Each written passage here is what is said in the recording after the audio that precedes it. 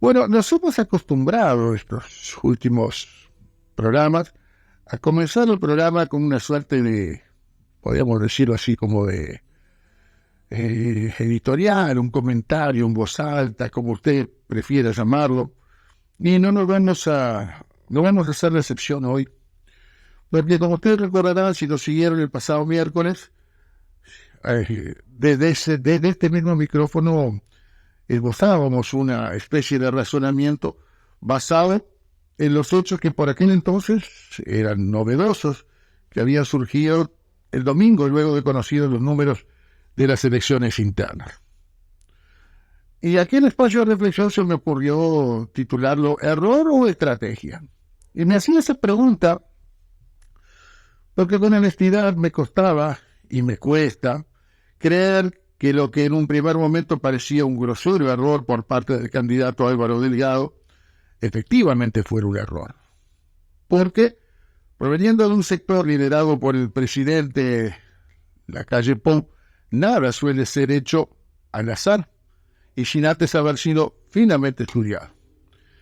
Y el pasar de las horas paulatinamente me hace cada vez más inclinar hacia la segunda opción de mi pregunta, la estrategia. Apenas 2 días atrás, cuando estuvimos aquí mismo, todo era confusión porque nadie sabía de su asombro ante el anuncio del candidato presidencial nacionalista de que su compañera de fórmula sería alguien recién llegada al partido. Para colmo, ex militante, nada más y nada menos que del Partido Comunista, con todo lo que eso significa para aquellos que son blancos como hueso de bagual, ¿no? Seguían resonando en nuestros oídos los abucheos de los militantes al pie del estrado recibidos por la señora Ripoll. Porque no se trataba apenas de alguien que se sale de su partido para incorporarse a otro. Porque ejemplos de esos hay a montones. Tampoco, aunque menos común, era que alguien saliera de su partido para ser candidato a vicepresidente por otras tiendas políticas. Esto tampoco era una novedad.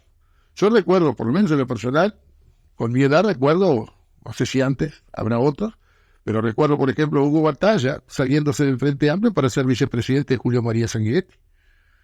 Y obviamente más acá en el tiempo, recuerdo a Rodolfo Nino Noboa, luego de ser intendente de Cerro Largo por el Partido Nacional, incorporarse a la fórmula presidencial acompañando a Tabaré Vázquez. Pero lo que sí era y sigue siendo una novedad es que la persona que llegue a una fórmula presidencial tenga un archivo en su contra tan amplio, tan contundente y fundamentalmente tan reciente, tan fresquito, y la gente lo tiene fresco en la memoria. Archivo ese que en las últimas horas invade e inunda las redes sociales para todo aquel que quiera y desee verlo. Porque es muy difícil asimilar que quien hace pocos meses, indignada por el caso Esteciano, decía a todo el gobierno que tenían que hacerse cargo de todo aquello y que sea hoy la elegida por Delgado para acompañarla en la fórmula, y no alguien con trayectoria en el partido.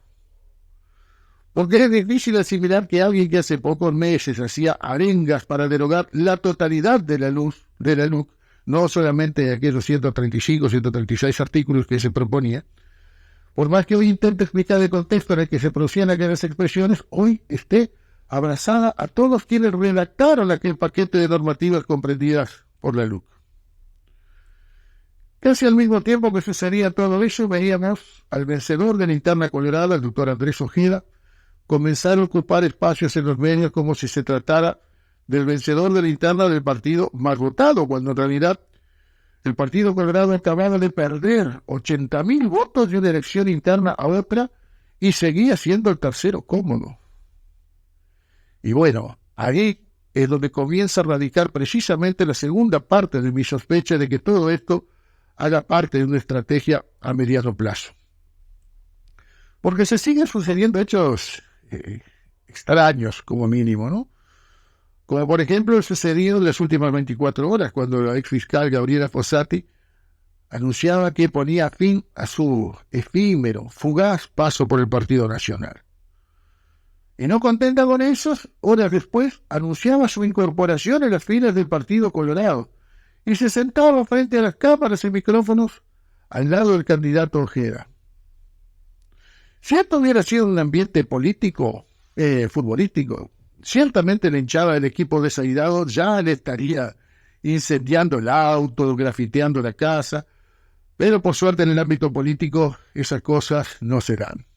Aún no se dan y esperemos que nunca se den.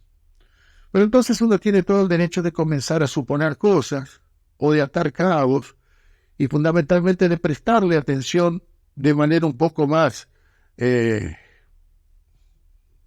asidua y darle un poco más de crédito a algunas opiniones expresadas desde hace algunos días por gente que de estrategia política sabe muchísimo más que nosotros. Opiniones como la que leí hace apenas algunos días, en la que un experto en comunicación política decía que lo que en realidad existe es una estrategia planificada por el propio presidente de la República, tendiente a apoderarse a partir del próximo periodo de ambos partidos fundacionales y fundirlos en uno solo, en el que él se constituya como el Rey Supremo, aunque esto se diera a costo de entregar el gobierno por 5 años. ¿Delirio de quien lo escribió? Y puede ser. Todo puede ser en política. El tiempo dirá.